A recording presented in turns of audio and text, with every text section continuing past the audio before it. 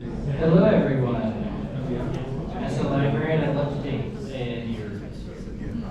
advantage of a quiet that starts before, so I really appreciate that. Hello, my name is Jason Homer. I'm the Executive Director for the Worcester Public Library, and welcome to the Worcester Public Library. We're here today to talk about digital equity and to start to do a lot of our work, the hard work ahead, but the rewarding work ahead to deal with issues of equity and access within our community. We have some really amazing partners here today to help us contextualize the work that we'll be talking about today. We hope you will stick around at the end of the presentations to be part of the facilitated feedback sessions. Throughout the talks, feel free to get up and get some pizza. We know we are asking you for a lot of your time during key dinner times. I appreciate you all for being here, and very excited to see the crowd and some faces I know, some faces I don't know, which has me very excited. I also want at this moment to thank all of you for being here, especially give considerable shout outs to the Central Massachusetts Regional Planning Commission, CMRPC, who you'll hear from in a little bit, who's really put some extra punch in the work that we're doing here in Worcester. I will talk about this later, but I also want to give a special shout out to our city manager for reading the CMRPC report and saying, let's talk to Jason about this. It's right up my alley, so I'm very excited.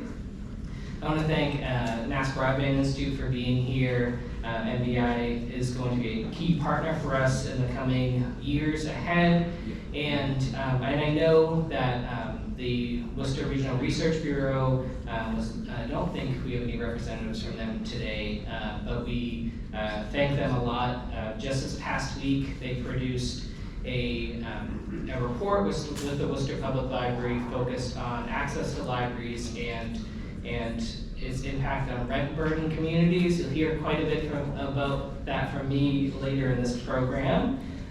But to kick us off and get us started on this today, I would love to introduce Mayor Joseph Penny.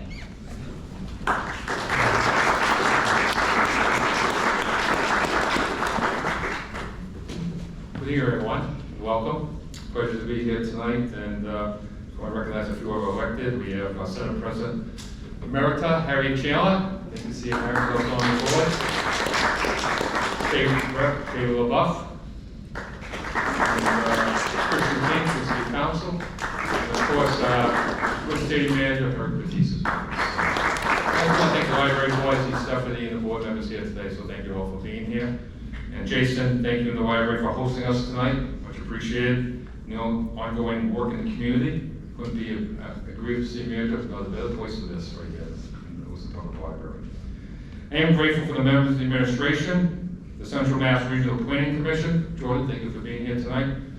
And the Massachusetts Broadband Institute. There's a few of them. There's Joshua here too. And Joshua in the back. Thank you for the collaborative effort in creating this report and honoring the needs of our community by working to make this a community-driven process.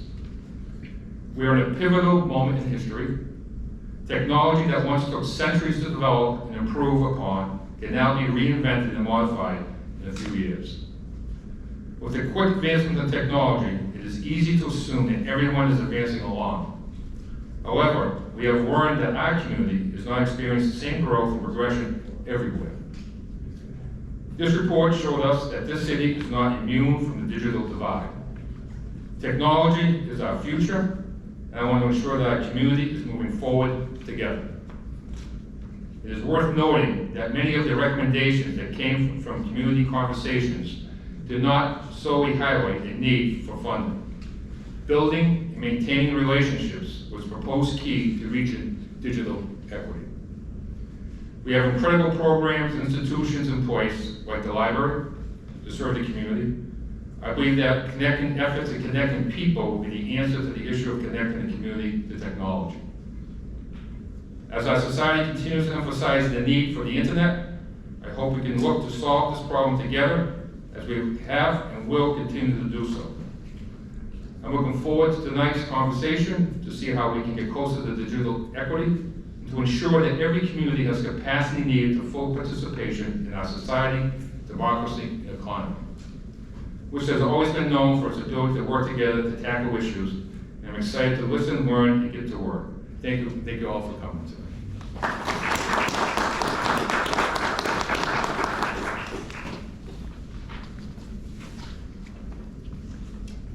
Thank you, Mayor Petty. Next, I would like to welcome up Vice Chairman and Councilor at Large, Christian King.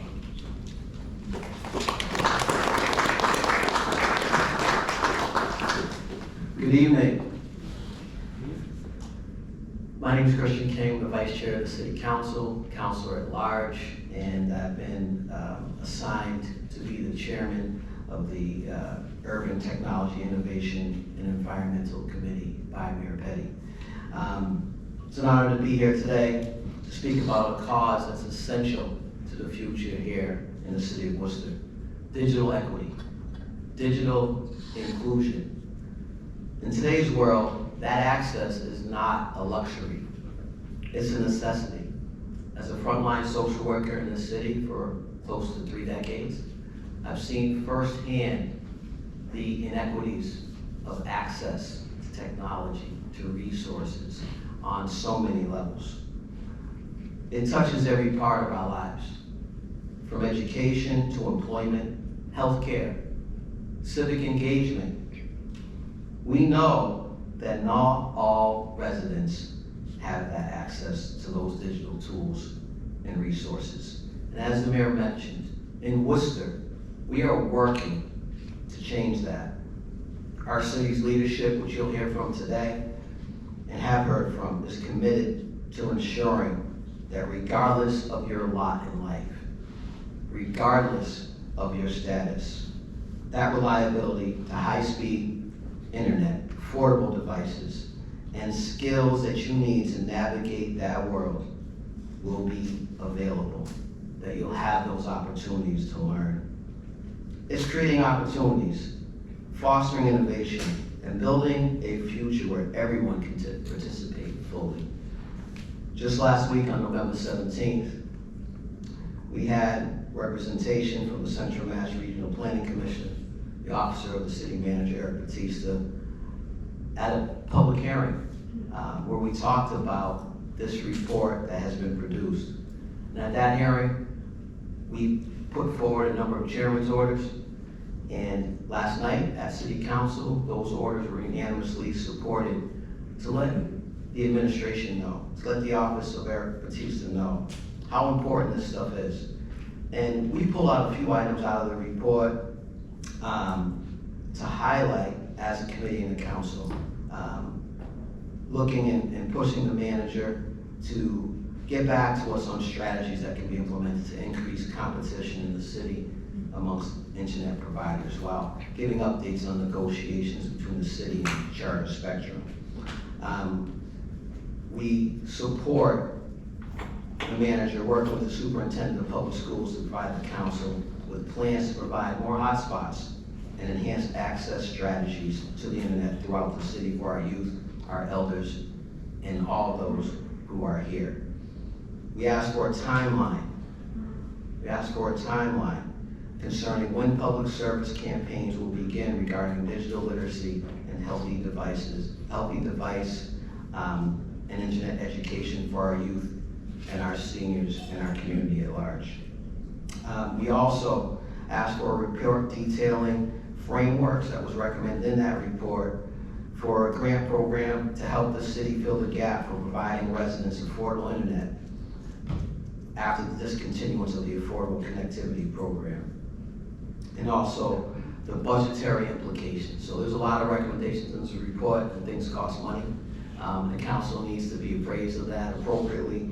So we asked about the budgetary implications of creating this digital navigator program with dedicated digital equity managers. And lastly, an actual action plan with timelines to implement what we can out of this report based on the recommendations by the CMRPC. We can't do this work alone, and that's why our partnerships with organizations like the Worcester Public Library, Central Mass Regional Planning Commission, and the Massachusetts Broadband Institute are so very vital. Working together, bridging the divide, ensuring inclusion. Thank you for the lead the CMRPC has taken with regards to understanding the full scope of this very challenge. Painting a clear picture of where we stand and most importantly, where we need to go. This report will guide our efforts as we implement solutions and address gaps throughout our city and as importantly, throughout the region. The Mass Broadband Institute will be sharing insights into the funding opportunities available to us, as I mentioned, which will play a key role moving forward. Bringing this to underserved neighborhoods, ensuring no one is left behind is what we set out to do. And again, I'd like to mention the Worcester Public Library, who's been a pillar in this effort, providing free Wi-Fi, technology lending programs, and spaces and places where folks can connect without judgment. And soon and very soon, these new partnerships will expand even further and will be critical to ensuring that all of our residents have that access. But today's forum is more about these reports and resources, about listening to y'all and hearing from you, residents, advocates, and community leaders about your needs and experiences. We're here together, working for solutions together that make sense for our community. Thank you for your essential voices. So as we come together today in this fashion, we know that this is a city where innovation will thrive because we are leveling that playing field for everybody. Making sure that those pathways of inclusion ensure availability, affordability, and what they call adoption, the pillars. Thank you for your dedication to this work. I look forward to working with all of you, and my committee is ready to roll up their sleeves and continue the good work right here in the city of Worcester. Thank you.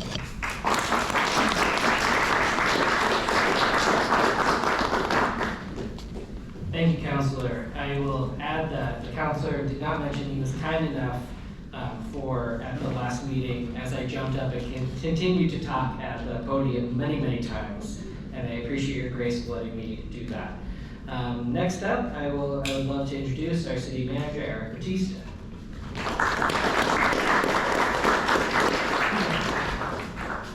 Thanks, Jason.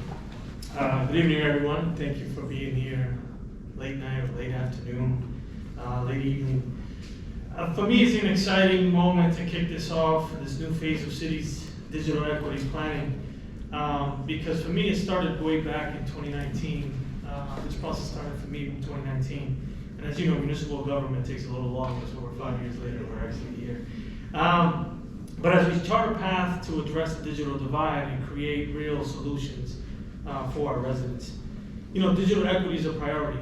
For me, like I said, when I was appointed as director of the Office of Urban Innovation, this was one of the main aspects that we took on. And it's a priority because it's embedded in our strategic plan.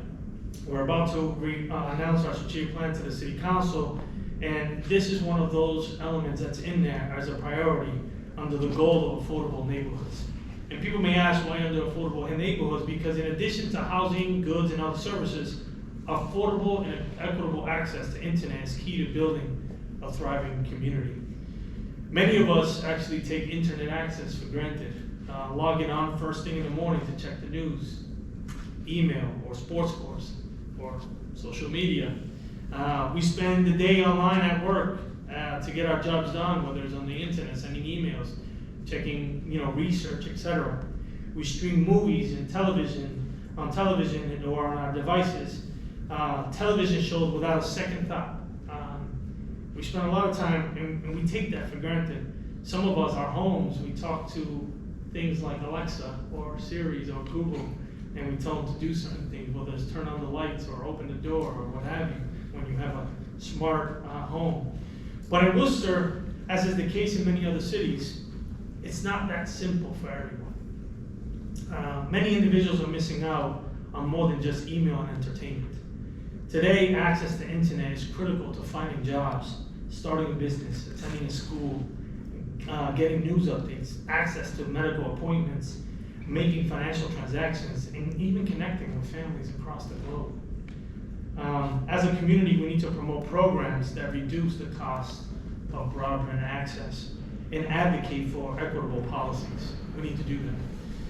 The equity piece is extremely important, and it goes beyond concepts like municipal broadband, which simply changes ownership and management of the network.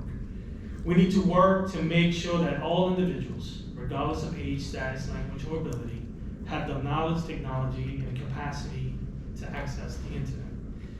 Today, following the completion of Worcester's Digital Equity Report, our Digital Equity Working Group is ready to transition to a coalition of digital advocates to do exactly that, to coordinate efforts, make recommendations, and implement programs. This work is informed by our residents, and many of you are here today who spend time informing this work.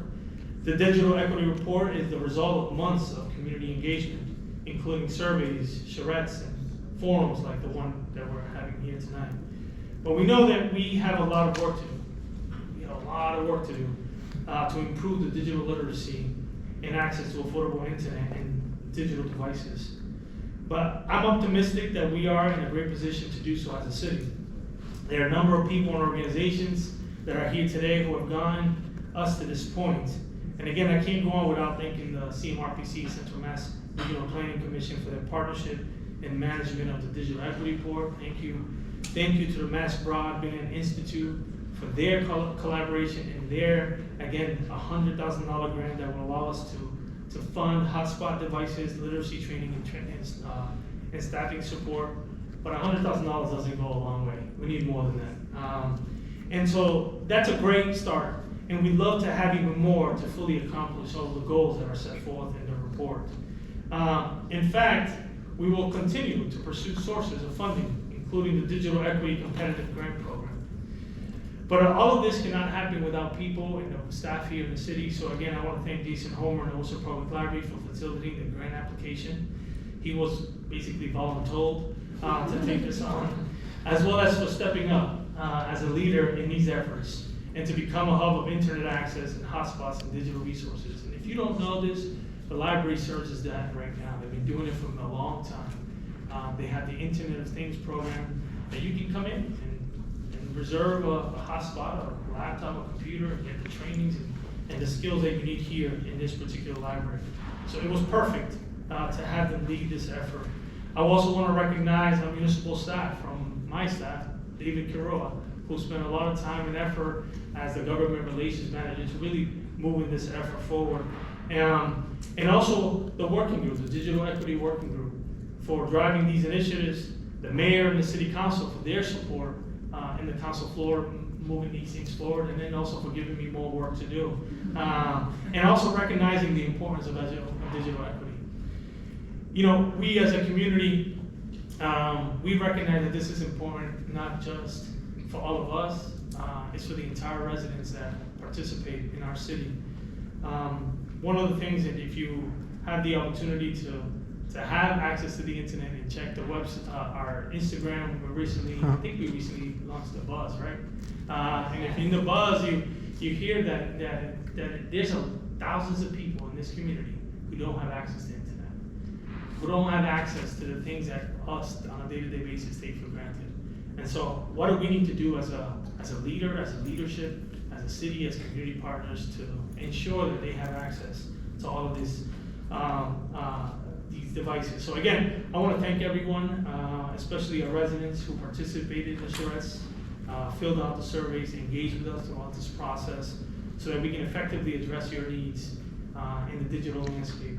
Again, thank you, and I look forward to a productive discussion tonight, because we definitely have a lot of work to do around the space, and I'm very optimistic that we will be able to achieve a lot of that. Thank you.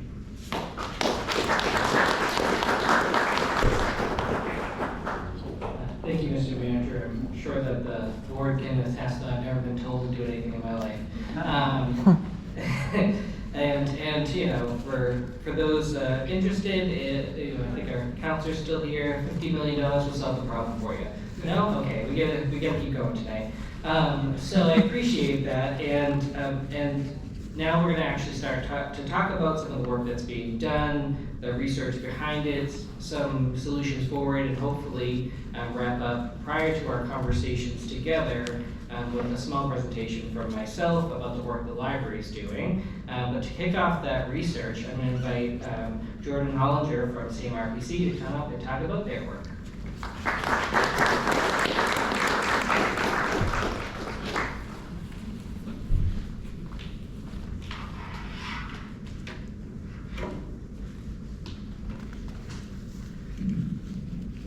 Good evening, everyone. My name is Jordan Hollinger. I'm a planner with the Central Massachusetts Regional Planning Commission. We were the lead organization for this effort in collaboration with the city. Make sure this clicker is working. So if you're not familiar with who we are, hear this CMRPC acronym thrown around. So we are one of 13 regional planning agencies in the state of Massachusetts, and we're considered a quasi-state agency, and we provide a range of planning services to 40 communities in central Massachusetts, and that includes things like transportation planning, geographic information systems, data analysis, and our group, which does a lot of work in varying spaces of community planning. So that's a little bit about who we are. So in terms of the project history, I think it's been mentioned a couple times, but this project was funded through the Massachusetts Broadband Institute. And so the purpose of this project was really to engage with the community as well as do some data collection and look at where our community needs are, where our community assets are, and then develop kind of a high-level framework to hopefully help guide the city forward in some of their decision-making. So throughout this process, whenever we would host a community workshop or whenever we would engage with a community group, we started with this question: why are we talking about digital equity? And so maybe this is apparent to a lot of us, hopefully it's apparent to a lot of us, but more of our everyday lives continue to move online in really important and critical ways, right? You can think about something like healthcare, you can think about applying for jobs, you can think about civic engagement opportunities. All of these really critical pieces of our everyday life continue to move online. And not everybody's prepared to fully access our world in that way. And so we call this the digital divide, kind of that gap between those who have resources to use digital tools and resources and those who don't, whether that's a financial barrier, whether that's a literacy barrier, whether that's a physical access barrier. We know that this digital divide exists in our community.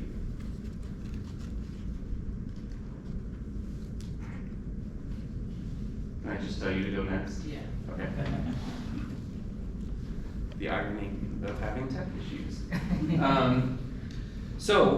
Again, why digital equity? So we benefited in this process that we were not the first to start looking at this issue in the city. And so in 2022, the Worcester Regional Research Bureau put out a report that identified really stark disparities in access to internet, especially when it comes to income in our community. In terms of where we are today, we still have over 5,500 households that have no computer or computing device of any type. We have over 9,500 households that have no internet of any kind. So we are still very much a community where the digital divide exists. So to go along with that Research Bureau report, we took a lot of that data, we updated it, so that was a couple years old. We updated a lot of that data as part of our process, added some additional data pieces to it. It was mentioned that MBI, the Mass Broadband Institute, had a statewide digital equity survey going on, and so we were able to look at results from that survey specifically for the city of Worcester and to pull out some really interesting data points from that as well. So throughout our process, next slide, or next, please. So throughout the process, we took a lot of that data into our community engagement work, whether that was meeting with stakeholders or public workshops. And we talked about where our community is, where our community needs are, and tried to understand some of that data on the ground in terms of people's experiences. Next. And so through that data collection effort, through that community engagement effort, we started to kind of boil it down to key takeaways that fall under kind of these high-level categories of internet access and affordability, device access and affordability, and digital literacy. And so I'll sort of run through some of those key takeaways. In terms of internet access and affordability, throughout our engagement process, we continue to hear that cost is a real barrier, right? I think a lot of us have had the experience of signing up with an internet provider at a promotional rate, and then a year or two later, that price really goes up, right? And so, especially with cost-burdened households or lower-income households, that becomes a really big burden, and you have to start making decisions about whether you're going to forego that service or whether you're going to forego having something else so that you can still connect to the internet. So cost was a really big theme. We also, one of the things that we did was pull data for a program called the Affordable Connectivity Program. And so we looked at enrollment in the city of Worcester under that program. And if you're not familiar with that, that was a program that was started, it's a federal program started during the pandemic that provided a monthly stipend to households so that they could more easily afford internet. And that program ended this year. We had huge enrollment in Worcester, and so that leaves us with a lot of households that for the last few years have had at least some help with their internet bill that no longer have that help. So again, lower income households, cost burdened households are now having to decide and make difficult decisions about whether they forego internet access or whether they continue to pay for that. Another big theme that we heard, this is probably not news to a lot of people, but there was a lot of dissatisfaction about our lack of internet providers. So we know that Charter Spectrum is kind of our main internet service provider here in town. It services almost every community and services, not necessarily accessible to everybody in terms of cost, but the infrastructure is largely there for all of our community members. And so that was a really big takeaway from this, that people wanted to see other options and see at least some level of competition in our community for internet access. In terms of device access and affordability, we really heard a lot about the critical nature of cell phones, right? So if you think about one device that you need on a daily basis, it always came down to a cell phone. But there was a lot of community conversation that a cell phone is not always the best device to engage with our world. If you want to do a telehealth visit, if you want to fill out an application for a job, fill out a form, there are things that cell phones are really good at, there are things that they're not very good at. And so understanding that kind of that lifeline device will probably continue to be a cell phone, but that there's a lot of need for other devices in our community as well. Next slide. In terms of digital literacy, I think I went into this process maybe with some of those preconceived notions about digital literacy maybe being an age demographic issue, right? Older residents may be struggling with the ever-evolving nature of technology. That was not the case when we actually talked to people on the ground. Things like online scams, phishing are getting very sophisticated and complicated, and it's getting people of all age groups kind of caught up in some real serious online safety concerns. Certainly that kind of baseline of digital literacy, understanding how to use a device or understanding, something as simple as a software update on your phone, that will continue to be an issue. And so we've made recommendations about supporting initiatives like that, but also expanding that to think about online safety and online literacy in a broader sense. We heard a lot about we have a really diverse community, and so we have situations, community members that maybe have a language barrier, and the resources that we're providing aren't necessarily helping everybody set up a new cell phone service. We have a lot of really wonderful organizations in town that are already helping people that they work with do those sorts of things. And so how can we, it was already alluded to, but how can something like a coalition work to formalize some of those relationships and get people some of that help that already exists in our neighborhood, in our city. Another thing that we heard on the literacy front was a community concern about the potential public health implications of our increasingly connected lives. And so there is research, this is this is a very quickly evolving topic. If you think about where we were technologically 10 years ago, it looks really different than where we are today, and how frequently we're kind of glued to our phones and the rapid nature of consuming online information. And so there's research that is starting to indicate that that's having very real public health implications for our community members, especially young community members. And so how can we provide resources in that space to help people understand some of those implications? Next slide, please. And so we also wanted to highlight in this process our community strengths, right? And we have a lot of them. I mentioned it already, but we have a lot of really wonderful community organizations that maybe not under kind of that technical term of digital equity, but they've already been doing a lot of this work in ensuring that the people, that the families that they work with are getting access to the resources that they need. We have a wealth of educational institutions here in town, and a lot of them have, in many cases, they were kind of forced to be at the forefront of this during the pandemic in ensuring that students had access to internet and digital devices.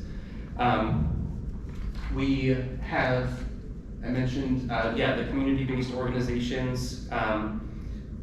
We have a really wonderful public library. If you haven't seen all of the ways in which the public library is kind of pursuing digital equity, you should take a look at some of their programming. Here they loan out hotspots, they loan out laptops, they have kind of basic computer skill classes, they have things as complicated as I believe like Python programming classes, and so they have a real spectrum of things that they're doing here at the library. And so I think you've got a sense that we saw them as a really critical partner in all of this work, and the need to kind of put more resources towards some of that work.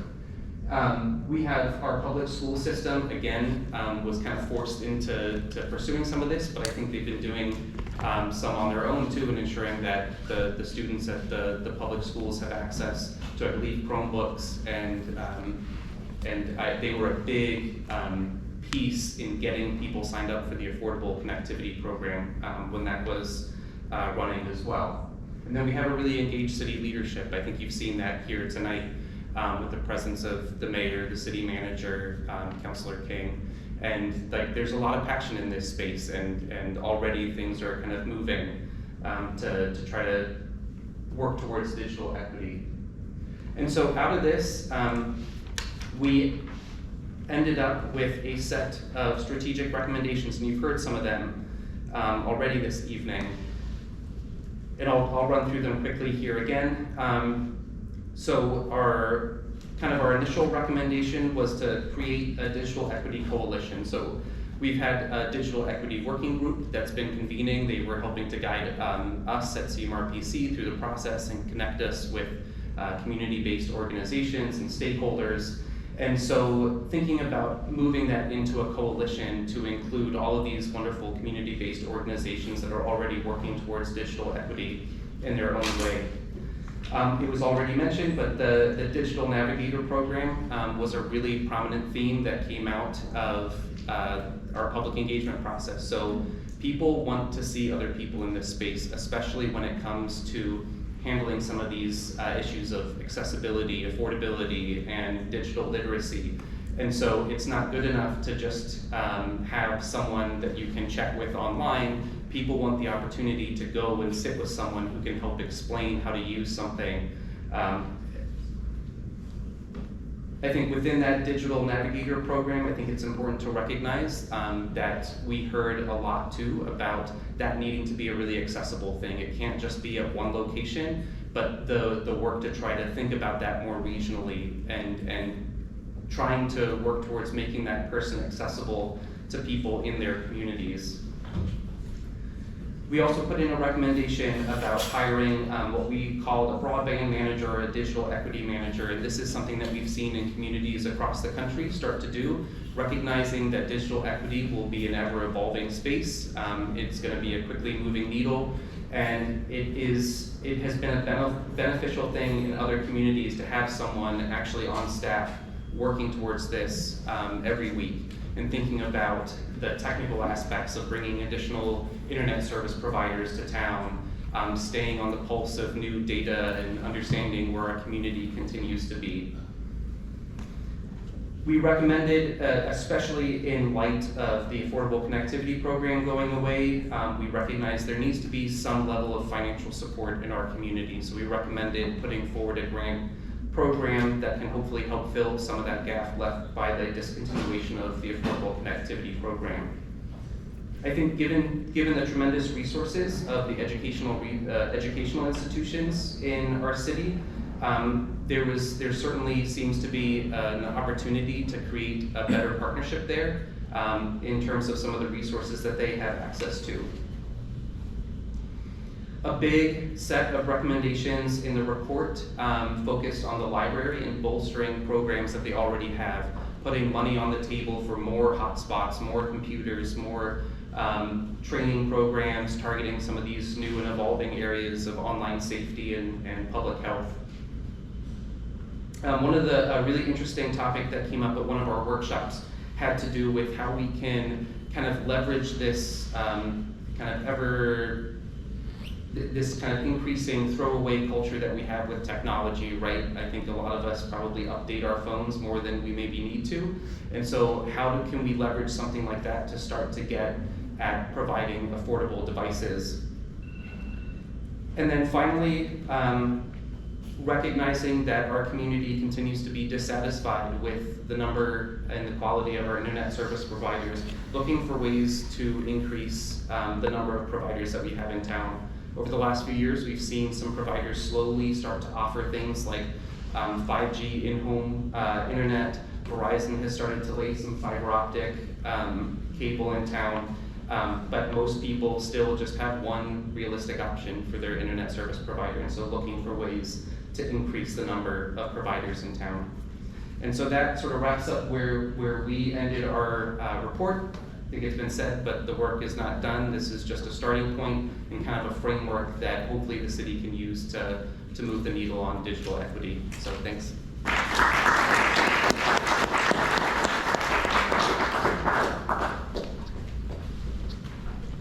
Thank you, Jordan, and sorry, but I don't know what's going on with this.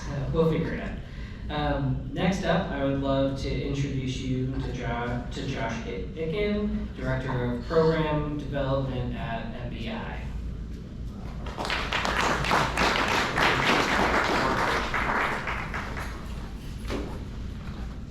Thank you. Thank you, Jason. Good evening, everyone. Great to see you. My name is Josh Icken. I'm the Director of Program Development at the Massachusetts Broadband Institute. I'm really excited to be here tonight in Worcester for the launch of the Digital Equity Plan of the city and to think about what steps forward the city has in this space. This is the culmination of a lot of hard work. I want to echo all the recognition that has gone out tonight to folks from CMRPC for finishing the plan, working closely with the city manager, city mayor's office, the city council, different legislators in the room, the working group, all of you folks who are participating. This work doesn't get done without this body of folks. So really congratulations to the city of Worcester for leading the charge, doing this the right way. It's really exciting to see where everyone is at right now.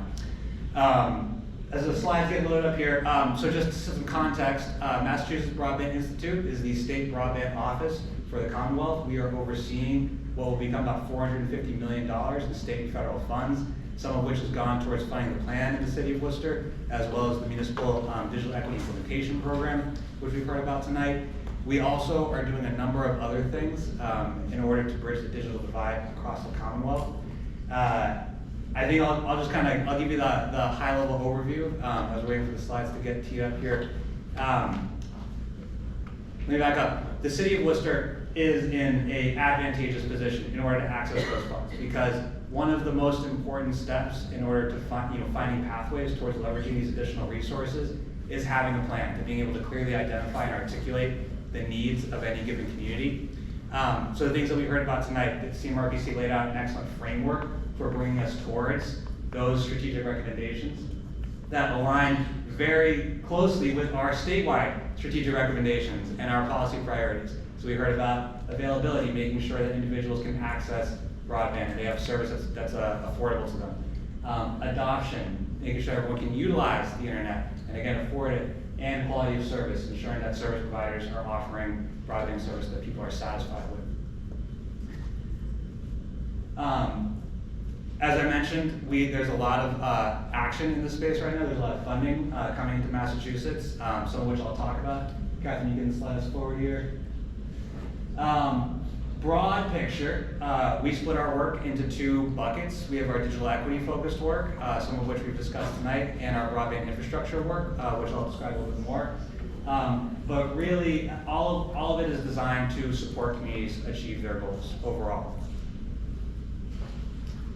Things that we are working on and considering at MBI include bringing free Wi-Fi to public housing and affordable housing, as well as community spaces, to making sure that community institutions like libraries, like councils on aging, public health facilities have access to broadband, and that their constituents can use that broadband, that folks have devices in hand, that broadband is affordable, and that individuals who are experiencing housing insecurity are also able to access digital resources, which are so important. Take us forward. MBI is running a number of different grant programs. Our biggest one right now is known as the Digital Equity Partnerships Program, where we have 9 high-capacity partners across the state who are deploying digital resources in communities. In Worcester in particular, I know we have a number of folks that are doing work here, including Tech Goes Home, that's working with folks like community builders, the local the YWCA or YMCA, and the Belvedere Community Center, among others, to provide digital literacy services. VinFen, which is working with individuals who have either mental or behavioral health issues or experiencing homelessness. They're providing digital services to those individuals. And the Mass Healthy Aging Collaborative, which is working with a whole network of aging service providers to make sure that seniors in the city of Worcester are receiving services. But this is just scratching the surface. And I know we heard in the report tonight that the digital divide certainly exists in Worcester, and we need to do more to reach all the individuals who are in need in the city. And that is in part why we are really excited to see the city of Worcester taking the lead and completing their plan and advancing their municipal digital equity implementation program. So again, as mentioned, a $100,000 grant to start this work here in Worcester. We certainly hope it's not the end of the work that happens here, but really to expand and extend the resources that the library is offering and beginning to sort of build a robust digital equity ecosystem here in the city that's going to need to occur in order to bridge the digital divide. One of the other programs that we are operating right now at MBI, more on our infrastructure side, that is also active in Worcester, is the residential retrofit program, where we are working with affordable and public housing operators across the state, but we have, I believe, 4 in the city of Worcester serving more than 7, that will end up serving more than 700 units of affordable and public housing to bring improved broadband service to those buildings and to those residents. And that involves bringing state-of-the-art fiber optic cabling to the building, and either fiber or Cat6 cabling to every unit. Again, we're focusing in on the Great Valley Worcester Housing Authority development, 2 developments owned by Related, and I believe 1 owned by Trinity Financial here in the city. And we hope, and also we should mention Worcester Common Ground as well. And we're really hopeful that we get more Worcester affordable housing entities participating in this program. This is a way that we drive down costs for residents in the city. This is a way that we increase competition and improve broadband accessibility. If folks are interested, they talk to me afterwards. I can tell you more how to get involved. There's an online expression of interest form. So if you know housing operators, you're a member of an organization, let's definitely talk.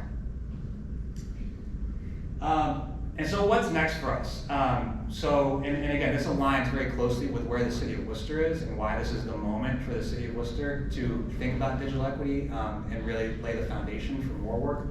We have just completed our statewide digital equity plan. It was approved by the federal government back in February. It enables Massachusetts to access $14.5 additional million for digital equity activities. We will be using some of those funds to keep our state plan updated because, like the city's plan, it's going to need some tending and care, make sure it's reflecting the needs and conditions in the field. But we're going to use the bulk of it to redeploy resources out into the community. And that means additional grant programs designed to reach smaller community-based organizations across the state that are serving specific geographic and population priority groups. Worcester County is one of our geographic priority areas. In terms of cover populations, we're hoping to serve more people that are veterans, that have English language is not their first language, Catherine, help me out, what are the other ones? Folks who are incarcerated or formerly incarcerated. Thank you. Those are our sort of core priority populations, but not excluding other covered populations as well. And while we are here tonight to celebrate the City of Worcester's Digital Equity Plan, we are going to be back in Worcester in 2 weeks' time to celebrate digital equity broadly in Massachusetts. We hope you'll come. It will be we're going to do a really exciting event as part of Digital Inclusion Week, where we're going to be highlighting some of the amazing work that's happening all over the state in terms of organizations and individuals. There are going to be some great keynote speakers, folks from the administration. If you haven't heard about the event and you haven't signed up, please come. There will be food and refreshments, and we hope to see many folks there joining us. And we hope to stay in touch, so please grab myself, or my colleagues, Ariana Fielding or Catherine Downs, who I should have mentioned at the beginning, are core members of the MBI team, and this work does not happen without their participation, so a huge shout out to Catherine and Ariana. And I'm going to turn it back over to Jason. Thank you, everybody.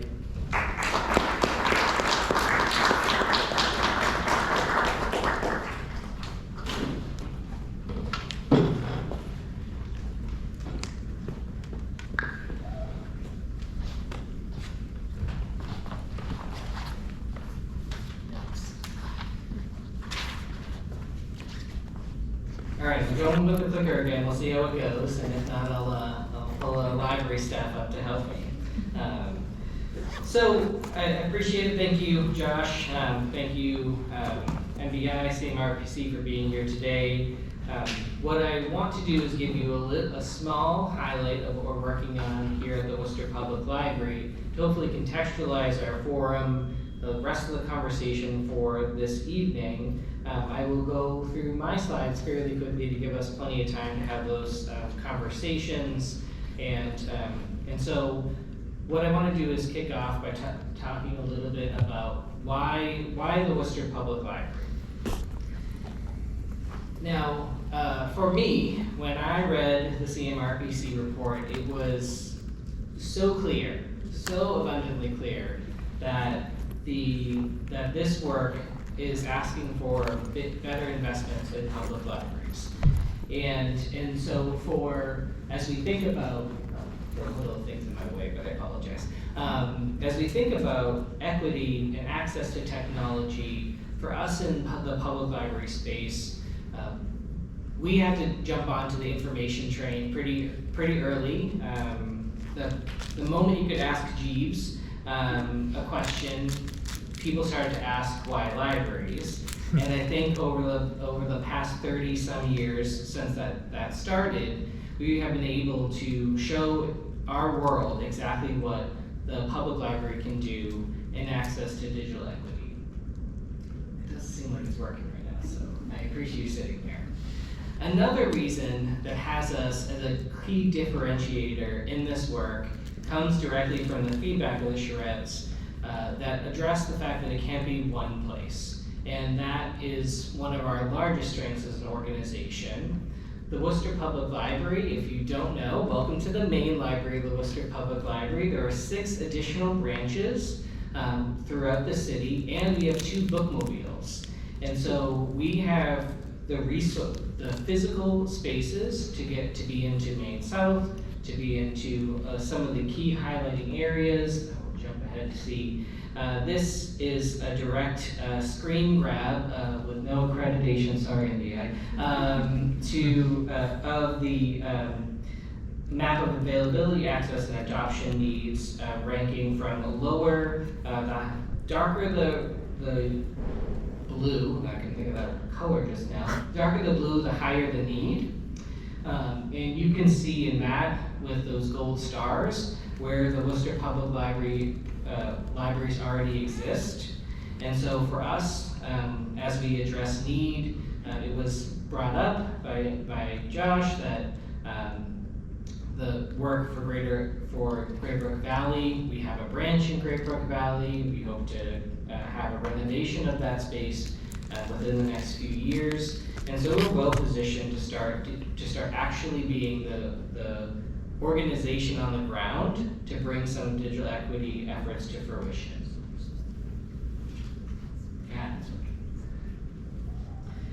So when we talk about what's directly in the MBI report that is both haunting and reminding to all of us is the significant that Worcester is directly, specifically named a digital equity gap community. We are the second largest city in New England. We've had a 13% spike in population from 2010 to 2020. We have more than, I lost my place. 11.4% of our population residents have a disability, 3.8% under the age of 65 are uninsured. Our median house income, 25% of households own under $25,000 a year, earn under $25,000 a year. And so we can see in that previous slide that access and equity is a significant problem. And internet is not a want, it is a need to exist in this world. So how do we make this action plan? Councilor King mentioned last evening, City Council had some orders, and I'm excited to tell you some of those orders are already in action. We have secured, thanks to MBI, $100,000 to help increase our access to digital literacy classes, to our Wi-Fi hotspots, but we know that's just a Band-Aid at best. We are also looking to leverage our current facilities to bring on access, and I want to talk a little bit about how that work has transpired over the last few years. This is not something that we've thought about since the CMRPC report. For us, we felt very validated and loved seeing the data that helped drive from the previous organizations. So what have we done over the last few years? Obviously, you're sitting in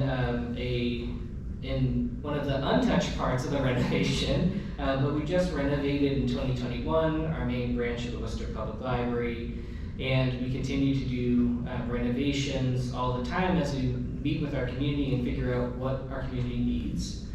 We also have, as I mentioned before, the leverage to go beyond our walls. You can see Libby, if you've not seen Libby, one of our two bookmobiles, Libby and Lily. Libby's up by Bancroft Tower, showing you really you can go anywhere.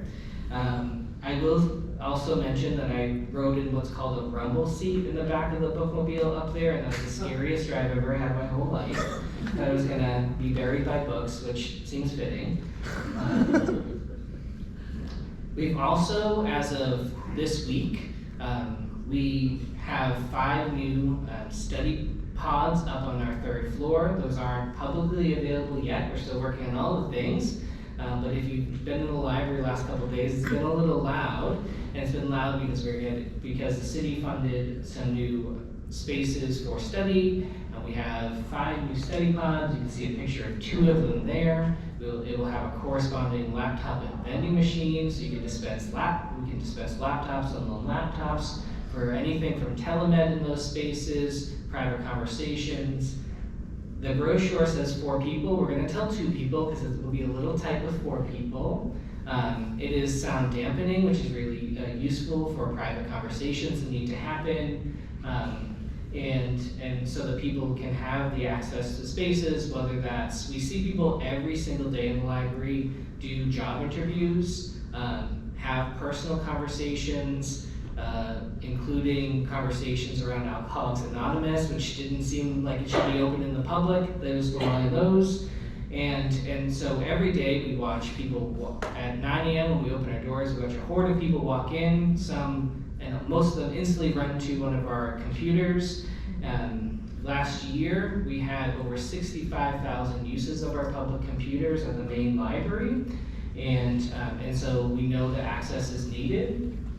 We've also been able in the renovation to add some new spaces. We have our innovation center where we do everything from harder tech stuff like 3D printing to easier things like crafting. I believe there's a mosaic craft happening, right, Jen? Sound right?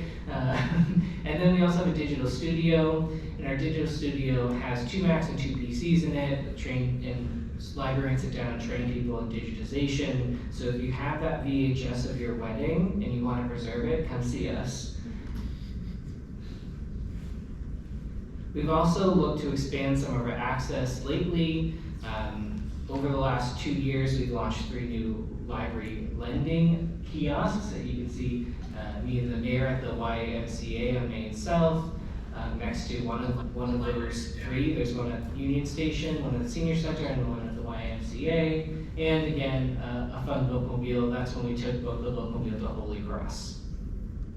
And I talked a kid into getting a library card, so that always makes me happy. I would also be remiss to not mention the leveraging the use of the staff. We have staff that speak 26 languages. I can't see the number. It's 23 or 26, whatever. It's more than 20, and so we've been able to leverage that staff, including having a Spanish basics computer class fairly regularly here at the library. Although I will admit to you all, it has abysmal numbers. We get 1 person, and is it really worth, as we look at these numbers, part of what I'm going to ask you all today is to think about why we get such abysmal numbers to those classes. And if the need is so great, how can you help us spread that word? So, reading the reports from MBI, the state equity, digital equity audit, reading the CMRPC report, we at the library are very excited for what's ahead. We have big dreams, and just this past week submitted a grant through the federal government to try to get some of those dreams to come to fruition. Obviously, we will continue to look at and work with FBI to figure out ways to make all of the recommendations actionable, whether that's through assistance programs to help people reduce the cost of broadband access, whether that's paying for individual devices that people could take home with them. We know from our partners in the schools that many families rely on the school devices their students get, and that is simply not enough to exist in this current day and age. So we need to really focus on digital equity everywhere, not just here at the main library, not just in our 6 branches, but every place within the city needs access. And hopefully, some of our plans will be funded so that we can bring those accesses, whether those are through our WRTA bus, through the parks, or even through discounts in the current internet service providers. We're going to need a lot of partnerships to make that happen. As part of the conversation that we'll have, and as soon as I'm done saying the next 3 sentences, we will be focusing on coalition work. So if you know of an organization that should be part of this conversation, whether they have the bandwidth or not, is not what we're going to look towards finding funding to make sure that they do have the bandwidth. We need everyone here on this, and I thank you all for being here to be part of that. And then as I mentioned, our goal is to figure out ways to help reduce the barriers to access. Information has fundamentally changed. You do not go to a public library anymore to find the capital of Bolivia. There are many, many other ways to find that. But what we don't want to happen is a community that has just access to phones, because we know you cannot do your job on a phone. We want to make sure that the community doesn't have parents that panically call them to say, oh, I had to give someone my credit card information because they said I was locked out of my phone. And there is a very sophisticated world happening outside of those who do not have access to the internet, and we cannot let any members of our community be left behind. And so with that, I will share with you what we're going to do in our small conversation groups. We have 3 boards around the room. We will have some members of NDI here to help us, and some of us will be facilitating conversations.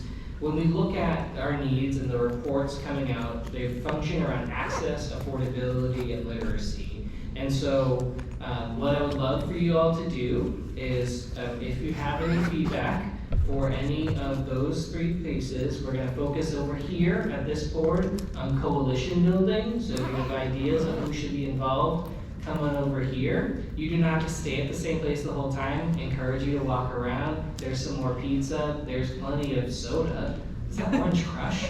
All right, Orange Crush. In the back, I'm gonna ask Jen to wave because she's sitting right in front of it. Come on, give me a vigorous wave. Thank you, Jen. Back by Jen, I want to talk a little bit about broadband access, which includes your internet service providers. And then behind this pillar, closest to Doug actually, so I'll have Doug wave. Thank you, Doug. We're going to talk a little bit about digital literacy classes. And so that will be spaces in which you think, what do you see in your life? What access have you seen? Who in your family is struggling with internet access? Who in your family is struggling with learning how to use devices, get access to devices, physical devices? And so in those three areas, we'll have a few facilitators there to talk about it. Again, coalition building, broadband access, and digital literacy classes. We'll rate them at the top as well. So as you walk around, I thank you all very much for being here today. I appreciate some feedback over the next 15, 20 minutes. And if you do have to leave, don't worry, I won't take it personal, but do make sure you get a library card on the way out if you don't already have one. Thank you.